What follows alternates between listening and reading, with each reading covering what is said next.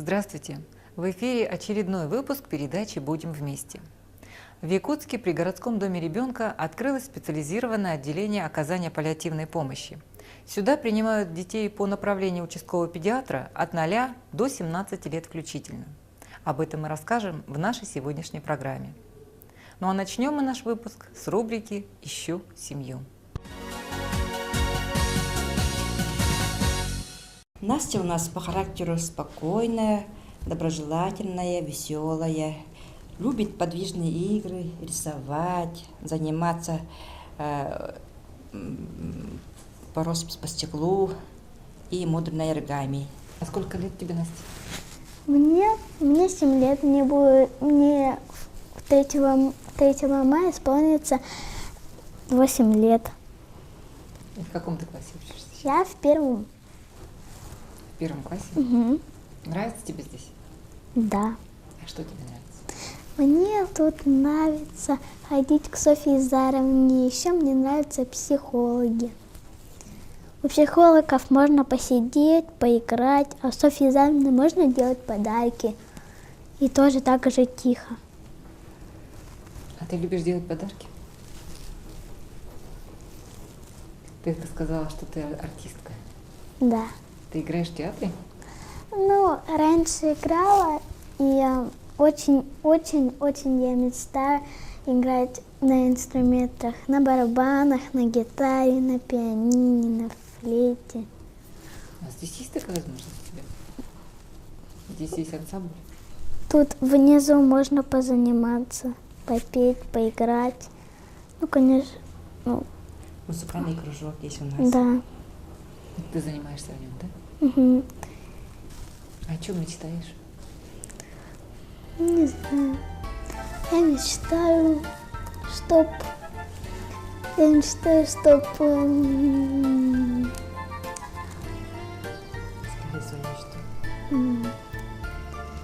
Я мечтаю, чтобы меня забрали домой, и очень сильно мечтаю, чтоб когда-нибудь,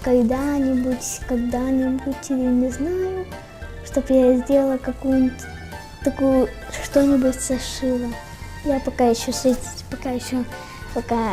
тут не шила, но буду шить. Угу. Вот, например, как эта шапка из бисера. Она тоже из бисера, поэтому...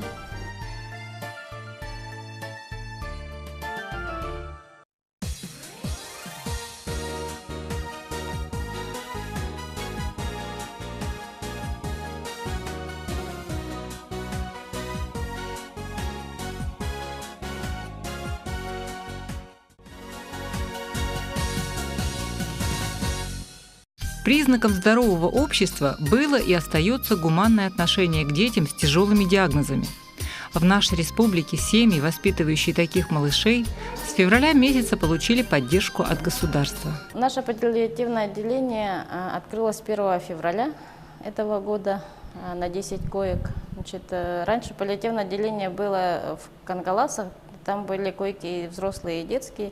Сейчас детские койки передали нам. У нас есть 10 коек.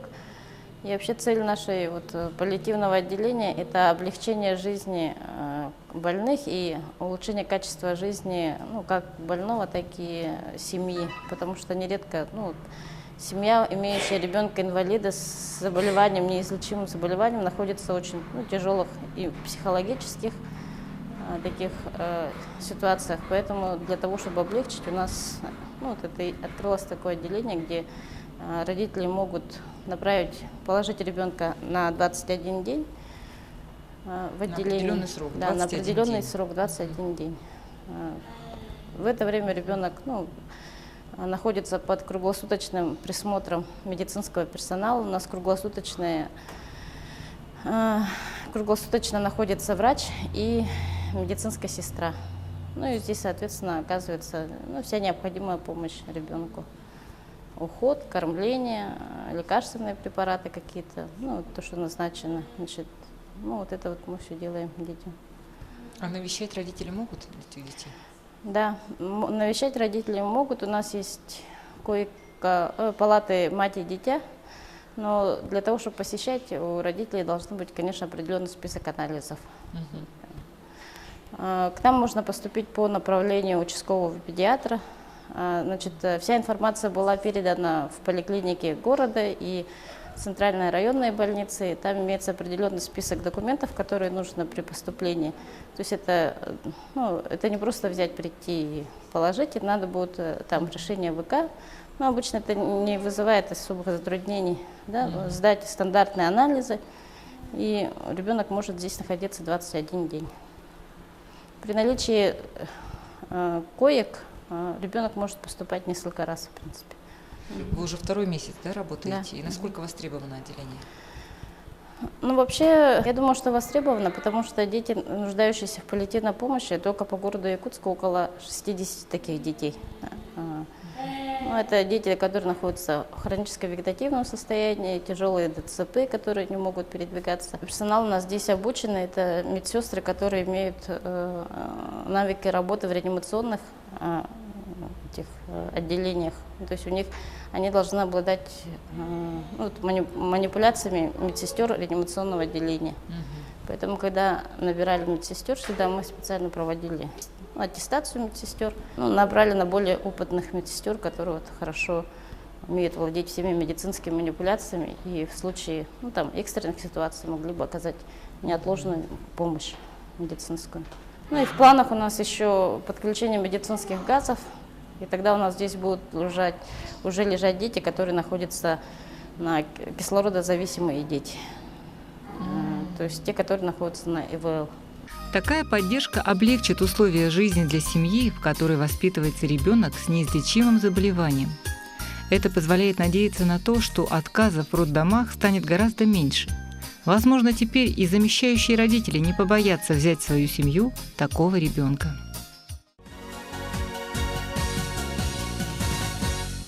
Сегодня в Доме ребенка, в новом здании, отдельный блок для тех детишек, которые нуждаются именно в таком уходе по помощи, когда дети на грани жизни и смерти. Раз, то есть это дети, которые нуждаются или в длительном уходе, если они находятся в состоянии вегетатики, то есть мы когда говорим, что сердце работает, ребенок дышит, мозг не работает, да? То есть различные есть заболевания, когда дети обездвижены и долгие годы находятся вот в этом обездвиженном состоянии и находятся в постели.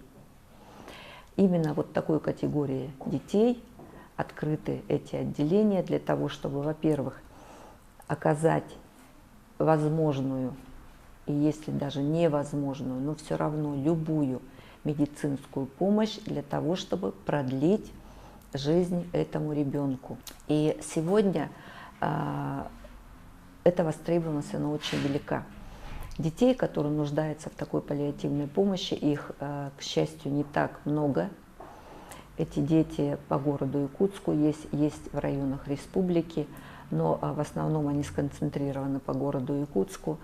И сегодня занятость вы видели, да, что практически мы все койки заняли такими детьми.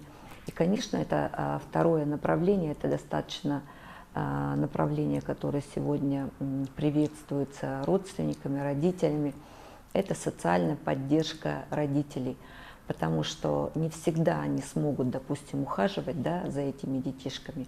И нужен когда период, допустим, для того, чтобы оказали медицинскую помощь, сделали какую-то корректировку в лечении, посмотрели, проследили динамику состояния этого ребенка, провели сбалансированное питание, потому что чаще всего эти дети сами не кушают, они находятся или на зондовом питании, или на ином виде питания, да, и поэтому, естественно, нужна какая-то корректировка.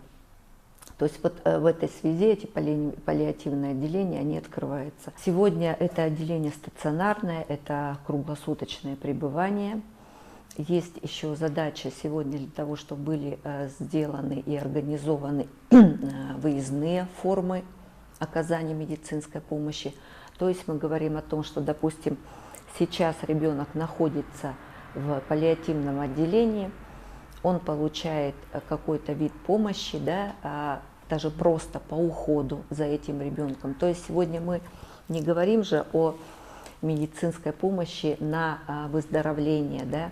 Мы не говорим о медицинской помощи по действительно тому, что мы не ожидаем каких-то улучшающих результатов. Сегодня мы говорим о том, чтобы стабилизация состояния этого ребенка, это стабилизация прежде всего в хосписном отделении и поддержание тех жизненных функций, которые сегодня вот функционируют и работают, да? И когда мы этого ребеночка, он стабилизирован, и время, допустим, определенное проходит, он все равно должен быть дома. И вот когда его забирают домой, если есть необходимость в консультации, в какой-то помощи, да, временной помощи, то выезжают вот такие бригады паллиативной помощи. Хотя я говорю, что в городе Якутске такой категории и детей, да, и взрослых не так много.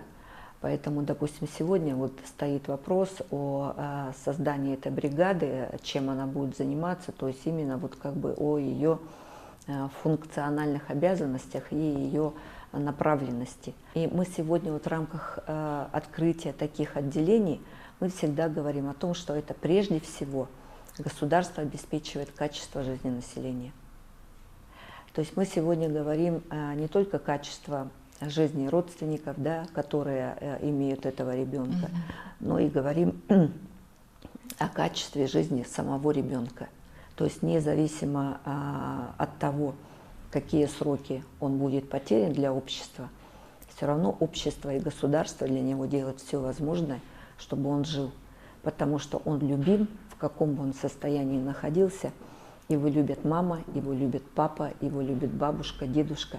Это родной человек, который родился, рос, воспитывался, они его помнят, они его знают, они не хотят его терять. И мы сегодня должны сделать все возможное, чтобы этот ребенок не был потерян. Специально обученный персонал паллиативного отделения позволяет семьям, которые воспитывают детей с тяжелой инвалидностью, получить небольшую передышку. В течение 3 недель мамы и папы могут сделать те дела, которые они постоянно откладывают из-за нехватки времени. И это очень важное подспорье для многих. Мы встретимся с вами через неделю. Всего вам доброго. До свидания.